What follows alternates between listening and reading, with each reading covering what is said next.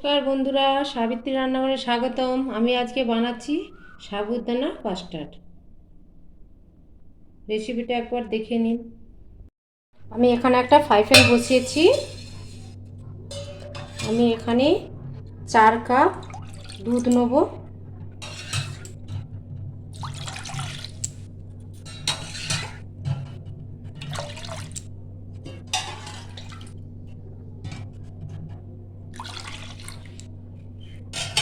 চার কাপ আমি দুধ নিলাম।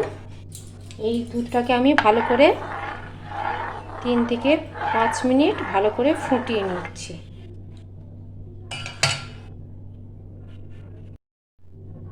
আমি আর একটা ফ্রাই প্যান নিয়ে গরম জল বসিয়ে দিয়েছি 1 গ্লাসের মতন। আর এখানে 1 কাপের মতন সাবুদানা দিচ্ছি। আমি এটা ধুয়ে নিয়েছিলাম ভালো করে পরিষ্কার করে।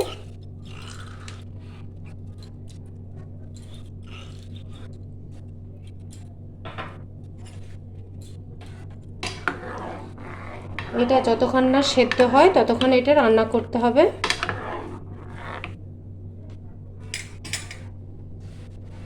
এটা আমি সেদ্ধ করে নেব। এখানে আমি হাফ কাপ জল নিয়েছি, ওতে 1 চামচ আমি কাস্টার্ড পাউডার দিচ্ছি। এটা গুলে নিচ্ছি।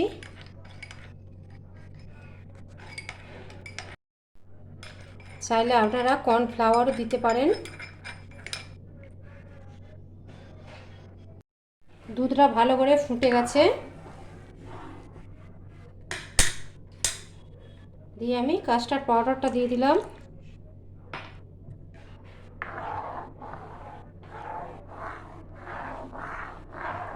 এটা বেশি ঘন করার দরকার নেই, কাস্টার্ড পাউডারটা আছে ঘন হয়ে যাবে। আর এদিকে সাবুদানা দেবো, তাই জন্য এটা আমি বেশি ঘন করব না। এটা নিয়ে একটু ভালো করে হাতাটা দিয়ে দিতে হবে যাতে না নিচে লেগে যায়। দিয়ে এটা ফুটিয়ে আমি নামিয়ে দেবো।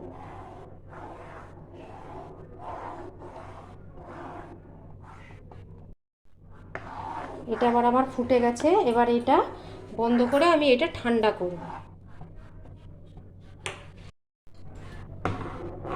দেখুন এবার সাবুটা সেদ্ধ হয়ে গেছে, জলটাও কেমন স্বচ্ছ হয়ে গেছে। এবার আমি এটা বন্ধ করে দেব। এইটা আমি এবার ছাঁকবো।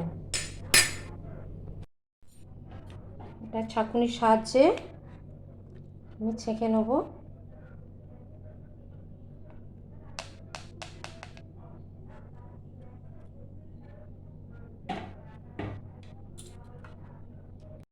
তা সব ছাঁকা হয়ে গেছে। আমি এবার একটু ঠান্ডা জল দিয়ে দেবো যাতে চিটচিটে ভাবটা না থাকে।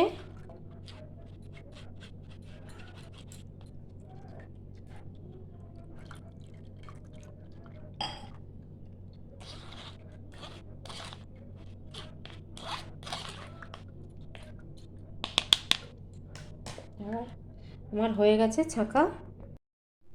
দুধটা আবার আমার ঠান্ডা হয়ে গেছে। আমি এতে 2 চামচ চিনি গুঁড়ো দিয়ে দিচ্ছি। আপনারা চাইলেন যখন দুধটা ফোটাবেন তখন দিতে পারেন।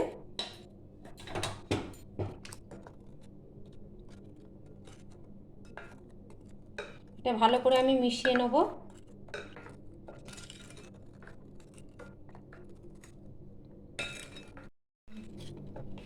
চিনিটা মেশানো হয়ে গেছে, আমি এবার সাবুদানাটা দিয়ে দেবো।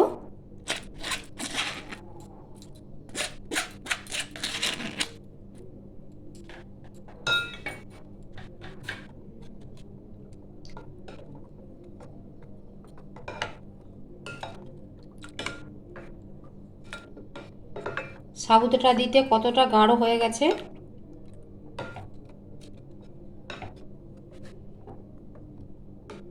এবার দিয়ে দেবো, এখানে দিয়েছি কলা, আম, আঙুর, আপেল খোসাটা ছাড়িয়ে নিয়েছি, বেদানা আর কাজু।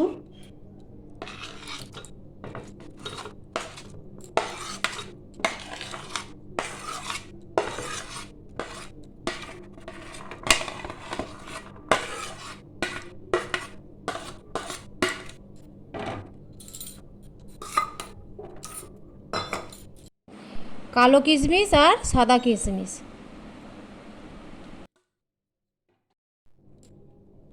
এবার এগুলো ভালো করে মিশিয়ে নেব। দেখুন কত সুন্দর কালার এসছে। আপনারা চাইলে আরও অন্য ফুডস দিতে পারেন। এবার এটা আমি ঢেকে ফ্রিজে 2-3 ঘন্টার জন্য রেখে দেবো ঠান্ডার জন্য। আমার ভিডিওটা ভালো লাগলে লাইক শেয়ার কমেন্ট সাবস্ক্রাইব করতে ভুলবেন না। চলো দেখা হচ্ছে পরের রান্নায়। টাটা।